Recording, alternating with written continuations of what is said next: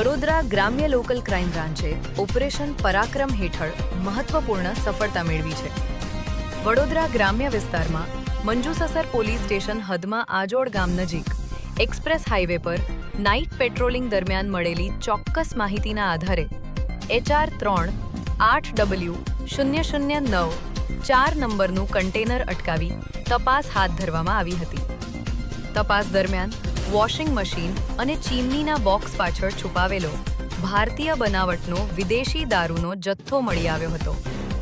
પોલીસે તપાસ દરમિયાન કુલ 260 પેટીમાંથી 8,520 દારૂની બોટલો શોધી કાઢી, જેની અંદાજિત કિંમત ₹41.73 લાખ થાય છે।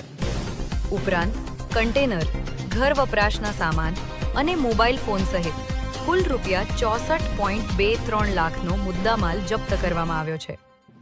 આ કેસમાં હરિયાણા રાજ્યના 2 શખ્સોને ઝડપી પાડી તેમની સામે પ્રોહિબિશન કાયદા હેઠળ કાર્યવાહી કરવામાં આવી છે। સાથે જ દારૂની સપ્લાય ચેઇન સાથે જોડાયેલા અન્ય લોકો સુધી પહોંચવા પોલીસ દ્વારા આગળની તપાસ શરૂ કરવામાં આવી છે।